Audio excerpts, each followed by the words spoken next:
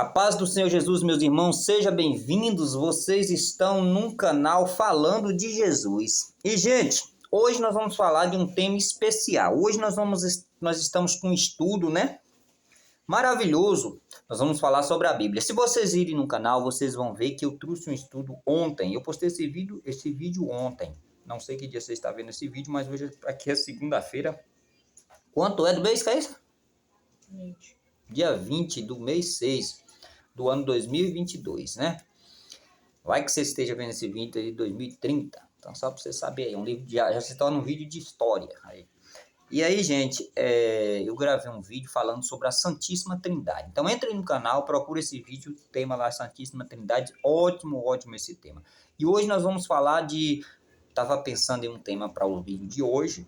E o tema de hoje é falando sobre a Bíblia. Nós vamos falar sobre uma matéria teológica chamada Bibliologia, né? Onde estuda um pouquinho sobre a santa e maravilhosa Palavra de Deus. Nós vamos ver um pouquinho sobre quantos anos ela levou para ser escrita, quantos autores escreveu, como é que foi o processo de escrita da Bíblia. Nós vamos ver quão importante é este livro, algumas curiosidades nós vamos aprender sobre a Palavra de Deus.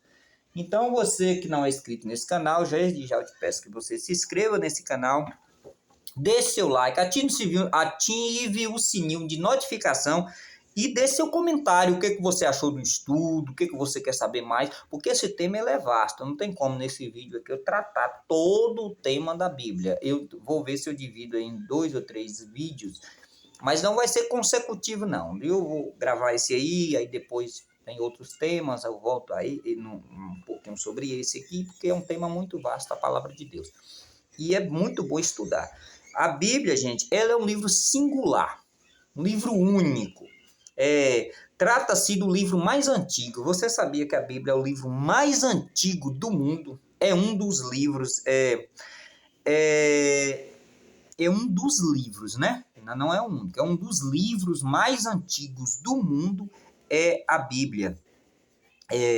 E também é um dos livros mais lidos do mundo. Você sabia que a Bíblia, a Palavra de Deus, olha que coisa interessante, é um dos livros mais lidos do mundo. E se você pensar na história, esse livro já foi proibido pela Igreja Católica, né? Antigamente a Igreja Católica proibia que o cristão lesse a Bíblia, foi por muito tempo proibido. Aí veio Martinho Lutero, quando faz ali a Reforma Protestante, né? Chamada Reforma Protestante, é que ele traduz a Bíblia para o alemão pela primeira vez e dá a Bíblia ao povo, né? Deixa que o povo lê a Bíblia. Mas por muito tempo esse livro foi perseguido, não só pela Igreja Católica por não permitir a leitura, não permitia só os padres que poderiam ler a Bíblia e ainda lia em latim, né? Aí como é que ia entender? Ele lia ainda em latim, né? Mas aí graças a Deus que o Senhor operou, o Senhor esse livro foi queimado por muitas vezes, era perseguido, a Bíblia foi muito perseguida. A Bíblia que você tem na mão não foi fácil, o Senhor preservou, o Senhor operou milagres para que você tivesse essa Bíblia que você está aí hoje. E sabe o que acontece? Nós não damos valor muitas vezes do que nós temos na mão, mas aí está a bússola para você chegar no céu. A informação que você tem sobre Deus está nesta palavra que você tem na mão. Então, tudo isso aí aconteceu com a Santa Palavra de Deus. Então, a Bíblia, ela é um best-seller. Não sei se você já ouviu falar essa palavra, com certeza, né? Hoje, a informação está aí, todo mundo conhece a palavra, que significa que é um livro muito vendido, muito editado, muito vendido, muito copiado, né? Ele é um best-seller mundial, não é especificamente de um país. Ele é mundialmente um best-seller, por ser, como eu já disse no início da informação, que é um dos livros mais vendidos, mais lido, mais traduzido do mundo. Não existe livro que seja mais traduzido do que a Bíblia, né? Ou, vamos colocar assim, está entre os livros mais traduzidos do mundo, né? A informação não é que ele seja o primeiro, mas está entre os livros mais traduzidos do mundo. E também a Bíblia, gente, é um livro, o livro que mais influencia pessoas ao redor do mundo. Não tem como um homem pegar a Bíblia e ler e não ser influenciado por ela. Existem muitos livros que influenciam a mente humana. E a Bíblia é o principal dele. Quando você lê a palavra de Deus, automaticamente você tem uma visão assim, uma visão diferenciada. Você começa a mudar comportamento, mudar seu jeito de ser, você começa a querer mudar. A Bíblia provoca num homem que a lê uma mudança instantânea. É tipo um milagre instantâneo que acontece. Então, olha para você ver a importância da palavra de Deus, né? Então, aí eu te pergunto, e essa Bíblia tão maravilhosa, como é que ela se originou? Como foi que a Bíblia se originou, né? Você sabe o que significa a palavra Bíblia? Vocês sabem, né, o que significa a palavra Bíblia? A palavra Bíblia significa livro. A palavra Bíblia significa livro.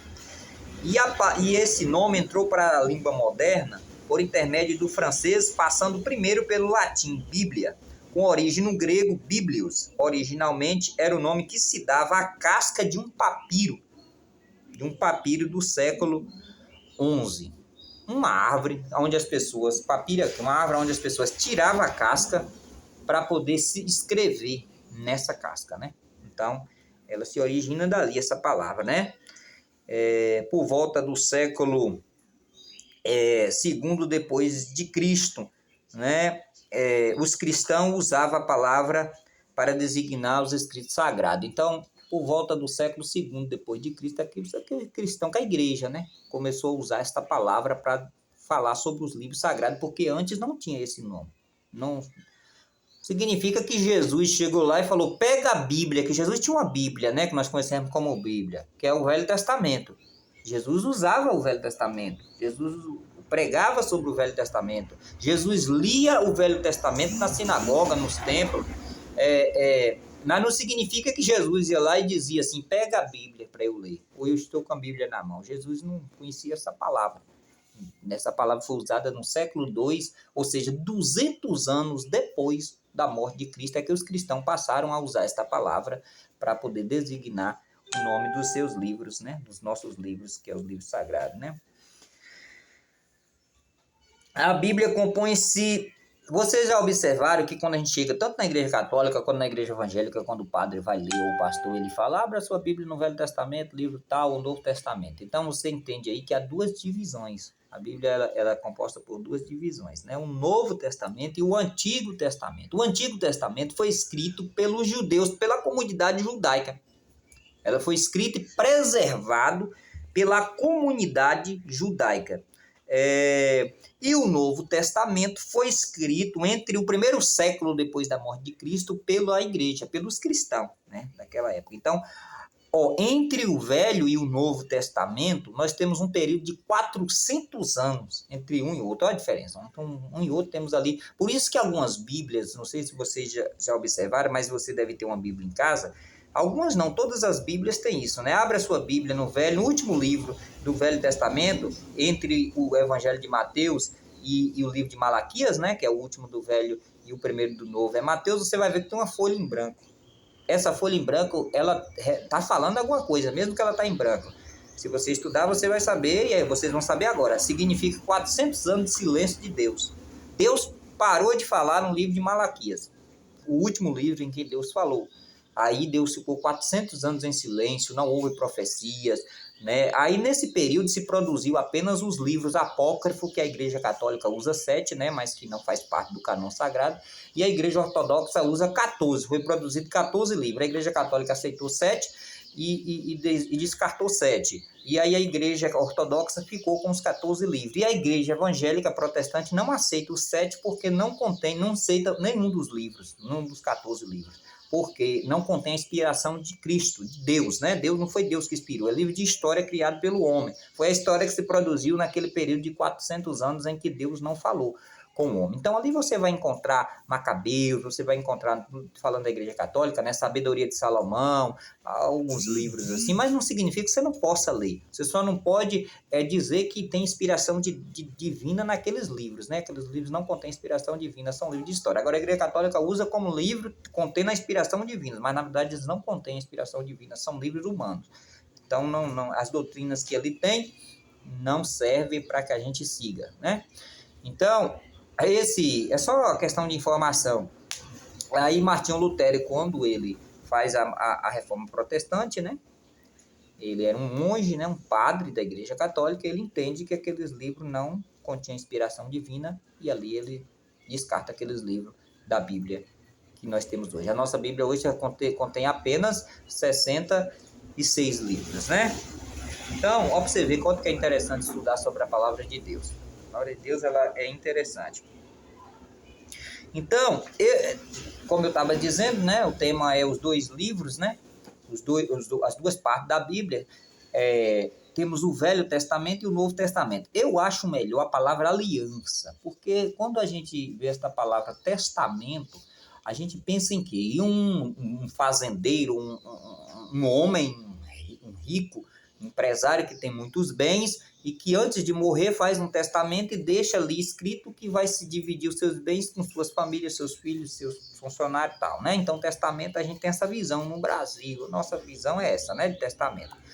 Então, a Bíblia não é bem isso aí. Então, eu acho melhor a palavra aliança ou pacto, né?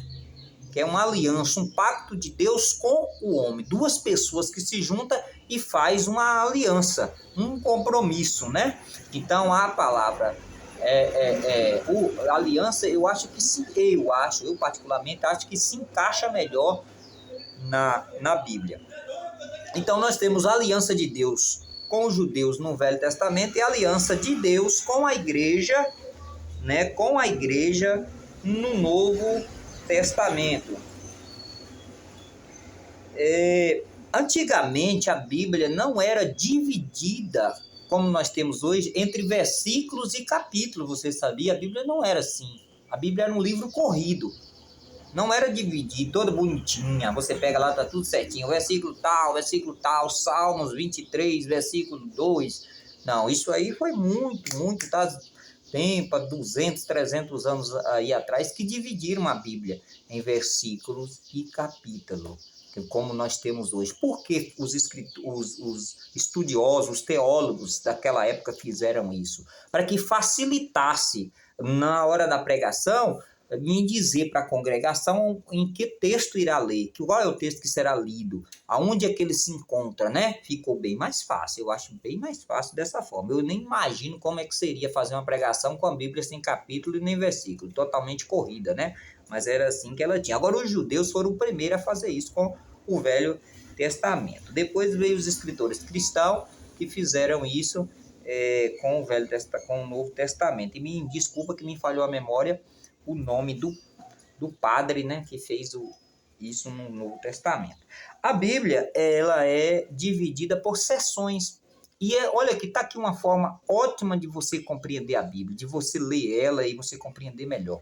Ela é dividida por seções. Ela foi dividida, né, pelos estudiosos em 8 seções. Temos 4 no Velho Testamento, na Velha Aliança, e temos 4 na Nova Aliança. E é sobre essas seções que nós vamos falar. E eu gosto muito de estudar ela desta forma. Você pegando por seções, você entende os assuntos, né, com mais facilidade. A primeira seção são 5 primeiros livros da Bíblia, que é chamado de Pentateucos, que significa lei. São a lei escrita por Moisés. Ali naqueles 5 primeiros livros estão a lei que Deus determina para aquele povo que estava saindo do Egito. Ali você encontra a Constituição de Israel, tudo que o Senhor determina para a nação, como que eles iriam se portar, como que eles iriam se alimentar, como seria a forma de culto. Então, toda a lei de Israel se encontra nos 5 primeiros livros da Bíblia. E desde já eu quero abrir parênteses para falar o seguinte: a palavra de Deus, ela é toda inspirada, desde Gênesis a Apocalipse. Os 66 livros da Bíblia são todos inspirados. Só que nós temos que entender o seguinte: a doutrina da igreja consiste no Novo Testamento. Não significa que o Velho Testamento nós temos que deixar de seguir o que está ali. Só que nós temos que observar o que é dito ali para Israel, que não é para a igreja. Né? Tem coisa ali que só é dito para Israel. Por exemplo, um exemplo básico aqui que eu vou estar falando aqui neste momento é que muito se pregou a vida toda sobre roupa de homem e roupa de mulher. Antigamente se tinha muito essa discussão, porque lá no Velho Testamento fala de roupa de homem e roupa de mulher. Moisés fala sobre isso. Só que quando nós vamos entender isso culturalmente, nós vamos compreender que naquela época todo mundo vestia como Jesus Cristo, né? Jesus Cristo não vestia tipo um padre, um vestidão, né? Uma túnica chamada, Jesus não vestia, e o de Jesus nem costurava da era. O que acontece? Só que isso era uma roupa comum, tanto para homem quanto para mulher. Então, o pai vestia a roupa da filha, da mulher, o marido vestia a roupa da mulher, a mulher vestia a roupa do homem. Não era assim como nós temos hoje, desta maneira. Era uma roupa só. E a parte higiênica daquela época não era tanto quanto hoje, né? Às vezes o homem levava um mês sem tomar banho, a mulher, um negócio assim meio complicado, porque era o tempo, né? Então o Senhor achou que não era por bem, por exemplo, o marido vestir a roupa da mulher. Mulher é diferente de homem, então poderia adoecer com aquela roupa suja. O homem à noite pode sonhar e ter algum tipo de, né, não vou nem usar a palavra, mas que vocês entenderam. E o que acontece? Aí a filha vai e veste a roupa do pai. Então, devido a isso aí, o Senhor achou que por bem que a mulher não usasse roupa do homem. E por muito tempo se pregou isso na igreja como uma doutrina. E aí muitas igrejas até hoje impedem que mulher use calça, baseada nessa doutrina, né? Mas quando a gente vai estudar, a gente vai entender que isso é cultura, isso era coisa que Deus estava tratando o povo de Israel. Isso não significa que a mulher possa vestir uma roupa que esteja mostrando o corpo, trazendo a sensualidade e pecado para a igreja, né? Para quem chega, olha ali o corpo dela e começa a pecar, e a Bíblia condena categoricamente, e aí, né, a pessoa vai se ter com Deus. Então, só abrir esse parênteses para dar essa explicação, a questão do Novo e do Velho Testamento. Então, fora isso, a gente entendendo isso aí, vendo como exemplo, todo o Velho Testamento nós devemos, assim, com certeza, ler, estudar, entender, porque ali contém a palavra de Deus. Então, sim, a primeira seção do Velho Testamento são 5 primeiros livros da Bíblia, que são chamados de Pentateuco, são a lei, né? Depois nós temos aqui 5 livros de poesia. A Bíblia contém 5 livros de poesia, que é a segunda seção do Velho Testamento. Esses 5 livros de poesia é o livro de Jó, o livro de Salmo, o livro de Provérbio, o livro de Eclesiástico e o livro de Cântico dos Cânticos, né? Cantares de Salomão. Aqueles livros são escritos em forma poética. Observe o livro de Jó. Eu acho o livro de Jó maravilhoso. Apesar de ser um livro assim que mostra o desastre de um homem, né? Assim, não no sentido espiritual, mas na sua vida, a luta que aquele homem passa sem ter nenhum tipo de pecado, né? Mas Satanás toca nele, mata seus filhos, destrói tudo que ele tinha em questão de dinheiro, de condição financeira, toca na sua família, na sua saúde. Apesar de ser um livro assim meio trágico, né? Mas você encontra ele escrito em forma poética, né? Forma poética. E nós temos aí o livro dos Salmos, que na verdade o livro dos Salmos é um cântico, né? O livro dos Salmos é música, o livro dos Salmos é hino. Era o hinário de Israel, é o hino, porque Israel continua com o Velho Testamento, né?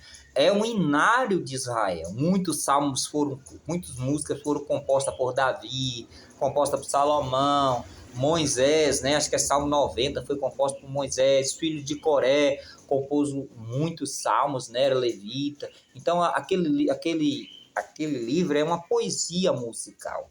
Aí nós temos o livro de Provérbios, né, que é maravilhoso, né? O livro de Provérbios é maravilhoso, Eclesiastes, que são escritos pelo filho de Davi, né, Salomão. Também Cântico também, né, foi escrito, Salomão escreveu esse livro para a mulher que ele amava, né? Apesar dele ter tido 1000 mulheres, né, 700 mulheres e 300 concubinas, né? Para vocês verem, né? A Bíblia ela não esconde nada. Os pecados dos homens são expostos pela palavra de Deus. Mesmo Salomão, sendo um homem do Senhor, um homem que teve maior sabedoria no planeta Terra, ele cometeu um grande erro, né? Ele acabou tendo essa dificuldade, até casado com mulheres que Deus proibia, que eram mulheres de outros povos, como do Egito, por exemplo. E aí ele comete muitos pecados, mas ao fim da sua vida ele se arrepende e escreve o livro de Eclesiastes, que vocês vão ver que ele começa dizendo tudo é vaidade. Ele compreende que tudo era vaidade, que até a sabedoria, a riqueza, o conhecimento, tudo era vaidade. No final, o que o homem tem que fazer é agradar ao Senhor, porque nós vamos prestar conta ao Senhor no final de tudo, né? Ele até diz o seguinte: tudo você pode fazer, só lembra que um dia você vai prestar conta a Deus. Então, ele entendeu que aquilo que ele fez não era legal. mas ele escreve esses livros que são maravilhosos. Então essa é a segunda seção, né? São 5 livros de poesia. Aí nós temos 12 livros de história. Por que é bom a Bíblia assim dividida em seção? Para que você estude por tema. Hoje eu vou estudar os livros da lei. Aí você vai compreender. Porque não adianta ler a Bíblia aleatoriamente de qualquer jeito. Não é assim que funciona. A Bíblia não é um livro comum, um livro corrido, entendeu? A Bíblia ela tem tempos e datas e épocas, assim você precisa compreender. Aí você pega, vou ler a seção hoje de livros da lei. Ah, vou ler a seção do livro de poesia. Vou ler hoje a seção do livro de história. A Bíblia tem 12 livros de histórias. Nós temos ali Josué contando a história, né? Contando como foi que ele conseguiu levar o povo depois da morte de Moisés a Israel. Nós temos ali a conquista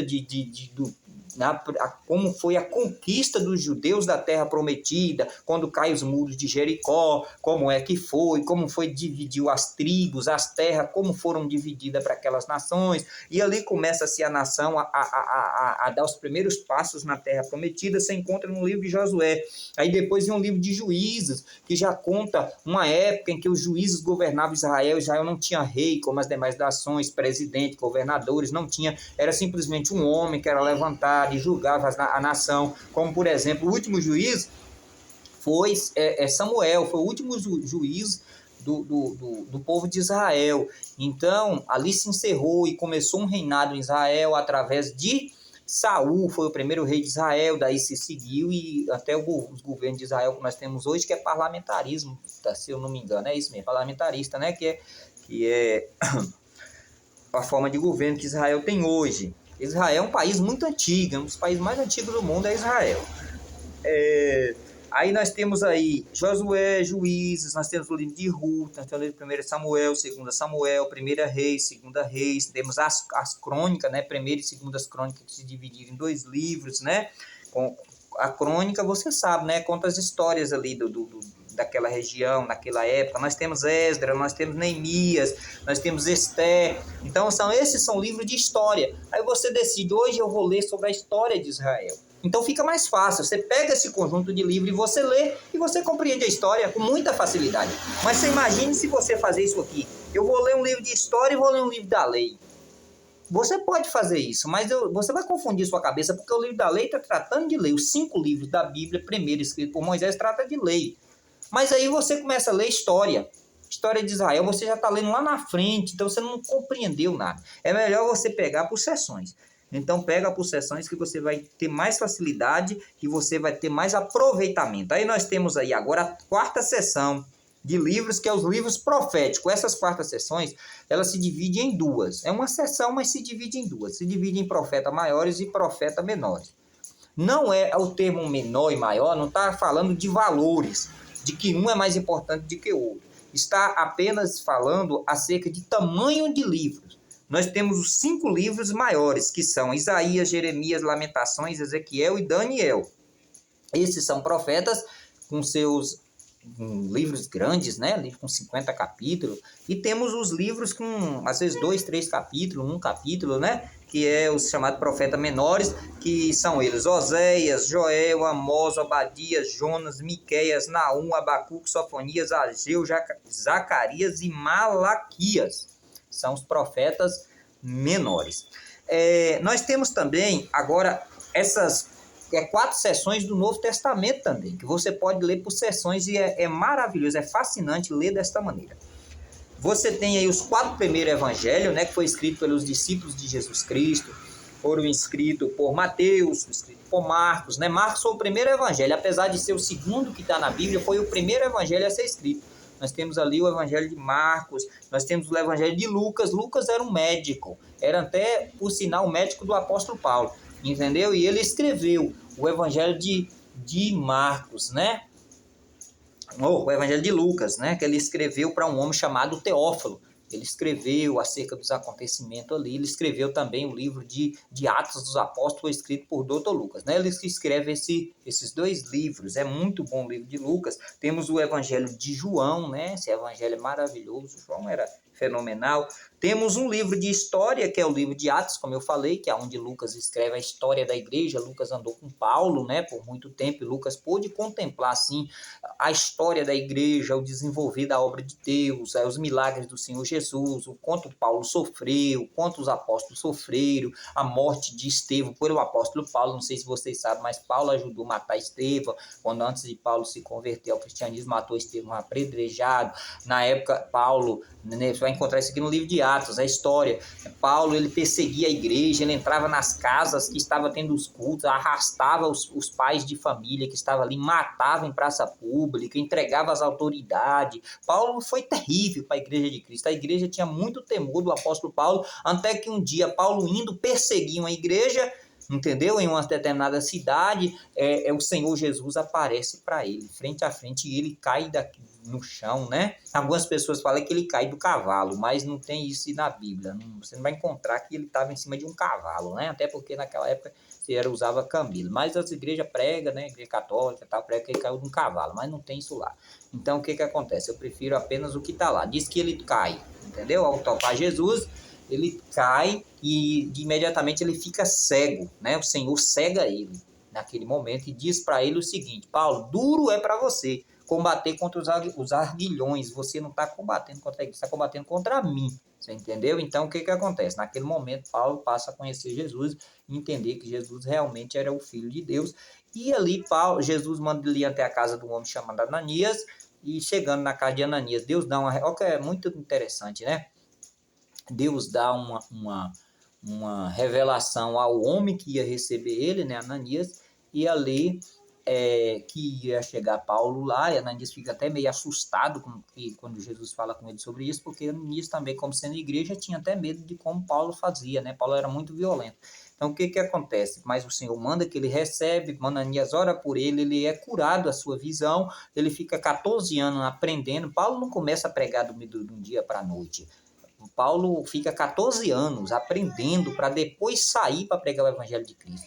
E aí ele sai para pregar o Evangelho de Cristo e se torna um dos maiores apóstolos. Apesar de não ter sido escolhido como apóstolo, como os demais apóstolos, ele mesmo se intitulava apóstolo, né? Na verdade, a Bíblia não intitula Paulo como apóstolo. Jesus nunca disse que Paulo era apóstolo, mas ele se intitula, ele até defende, tem até uma briga com o apóstolo Pedro sobre esse assunto, assim, né? Ele começa a se defender, o seu apostolado, as coisas que ele faz, entendeu? Depois ele volta em Jerusalém para encontrar com Pedro, aí ele discute com Pedro por causa de alguns problemas na igreja. Tem Barnabé ajuda Paulo a começar a pregar o evangelho, depois ele discute. Paulo era meio complicado, depois ele discute com Barnabé e começa a andar sozinho. Mas eu sei de uma coisa, que Paulo evangelizou a Ásia Menor sozinha, fundou muitas igrejas, e ao final da história, lá em Roma, Paulo é decapitado e morto no final de tudo, né? Paulo é morto. E assim você vai encontrar o livro de Atos. É muito interessante ler o livro de Atos. É um livro de história escrito por Lucas, entendeu? Então, nós temos aqui. Aí nós temos as epístolas, né? Que foram escritas pelo apóstolo Paulo, o apóstolo João e o apóstolo Pedro. Mas Paulo foi o maior escritor da igreja evangélica. O que mais escreveu doutrinas foi o apóstolo Paulo, né? Ele era um homem Paulo era um homem muito educado, muito culto. Paulo aprendeu aos pés de um homem chamado Gamaliel. Ele foi um grande teólogo, foi o maior teólogo que já pisou nessa terra depois de Jesus Cristo, porque ninguém supera Jesus, foi o apóstolo Paulo. Não teve maior teólogo do que o apóstolo Paulo. Na verdade, ele praticamente escreveu todas as doutrinas da igreja cristã que nós temos hoje, foi escrito pelo apóstolo Paulo, né? Por exemplo, livro de Romanos, que foi Paulo, aí nós temos as epístolas, Romanos, 1 Coríntios, 2 Coríntios, Gálatas, Efésios, Filipenses, Colossenses, 1 Tessalonicenses, 2 Tessalonicenses, 1 Timóteo, 2 Timóteo, Tito, Filemon. Aí nós temos Hebreus. Hebreus, algumas pessoas não entendem se foi Paulo ou não, porque ele não menciona que foi ele. Mas pelo escrito, eu prefiro ir pela visão de João Calvino, né, fundador da igreja presbiteriana, que ele defende que foi Paulo que escreveu Hebreus. Eu prefiro ir pela forma que o livro está escrito. Eu, particularmente, né, não estou dizendo que você deve acreditar nisso, porque não tem como provar isso aqui, mas eu, como Calvino, defende ser Paulo o escritor de Hebreus. Eu acredito muito nos escritos de Calvino e creio que Paulo foi o escritor de Hebreus. Então, nós temos aí Tiago, né, que foi irmão de sangue de Jesus, que escreve aqui o livro de Tiago, a epístola de Tiago, né? Eu falei que só foi Paulo, João, mas nós temos outros escritores aqui, e Pedro, que escreveu as epístolas, mas nós temos aqui também Tiago, nós temos Judas, que também era irmão de Jesus. Jesus tinha um irmão chamado Judas, E Jesus tinha um irmão chamado Tiago. Tiago foi um dos que comandou a igreja em Jerusalém, né? Ele ficou responsável pela igreja de Jerusalém, foi Tiago, João e Pedro. Esses três eram comandantes da igreja e Tiago era comandante maior da igreja, e Tiago até que foi morto, jogaram Tiago de cima de um templo e ele caiu lá embaixo e acabou morrendo, né? Foi a forma como Tiago morreu, por perseguição. Pedro morreu pendurado em uma cruz de cabeça para baixo, né? Pendurado Pedro, na hora que queria pendurar Pedro em uma cruz, como fizeram com Jesus. O apóstolo Pedro só teve um pedido no final. Ele falou: eu não sou digno de ser crucificado como meu mestre, me crucifique de cabeça para baixo. Segundo a história conta, Pedro pediu para crucificar ele de cabeça para baixo, mas não negou Jesus. Então você vê como é fascinante a história, né? Eu sei que eu estou falando exclusivamente da Bíblia, mas é bom conhecer essa questão, né? Aí nós temos Hebreus, nós temos Tiago, nós temos 1 Pedro, 2 Pedro, nós temos 1 João, 2 João, e nós temos 3 João, nós temos Judas, né? Como eu já disse, o livrozinho de Judas, e nós temos a seção de profecia, que é o livro do Apocalipse, né? Então, do mesmo jeito que nós temos no Novo, nós temos no Velho. A única coisa que você não vai encontrar aqui é o livro de poesia, né? Não tem aqui poesia no Novo Testamento. Então, gente, nós já estamos aqui com 31 minutos de vídeos. Eu vou apenas... eu vou finalizar aqui, deixa eu ver aqui. Vou finalizar aqui rapidamente, não dá para continuar muito esse vídeo, não, então não vai ficar longo. E a Bíblia é um livro de Deus falando com a humanidade. Eu quero que você preste atenção nisso aqui. A Bíblia nunca pode ser desmentida por homem nenhum. Por mais que os cientistas, em todo o tempo da história, vem tentando desmentir a palavra de Deus ela não tem... Você não vai encontrar a palavra de Deus tentando provar que Deus existe. Você não vai encontrar prova de Deus, a Bíblia tentando provar que Deus existe. Ela categoricamente fala que Deus existe, que tudo que está nela ali se cumprirá e tem se cumprido. A Bíblia, amados, ela foi escrita por um período ela levou 1.600 anos para ser escrita. Isso aqui que eu acho maravilhoso. Olha, pensa aí, ela levou 1.600 anos para ser escrita. Ela não foi escrita da noite para o dia. Alguém não decidiu sentar hoje e vou escrever a Bíblia. Não teve isso, não. Foi 1.600 anos e foi escrito por mais de 40 autores. Você sabe o mais lindo da Bíblia? É porque você imagina, e ela foi escrita por pessoas em países e em lugares diferentes, pessoas que nunca se viram, nunca se falaram, não se conhecia, mas escreveu e falaram do mesmo assunto. Você pensa o seguinte, o apóstolo Paulo escrevendo lá na Ásia sobre o livro de Tessalonicenses, por exemplo, agora você imagina alguém lá na época de Isaías, entendeu? Escrevendo e falando da mesma coisa. Paulo e Isaías nunca se viram, mas falaram do mesmo assunto. Então a Bíblia tem isso. Você lê a Bíblia, você não vê. Apesar de muitas vezes nós encontrarmos aparentes contradições, mas quando você lê ela toda, você vai ver que não existe contradição nenhuma, que ela mesmo se explica. Então, essas pessoas escreveram a Bíblia estando em lugares diferentes, não se conhecia, não tinha internet em WhatsApp como hoje, a facilidade não tinha como hoje, entendeu? Mas elas falaram do mesmo Deus, da mesma doutrina, da mesma forma. Então isso aqui prova a existência prova a inspiração de Deus na Bíblia, né? A Bíblia, ela foi divinamente inspirada por Deus. Aleluia, Jesus.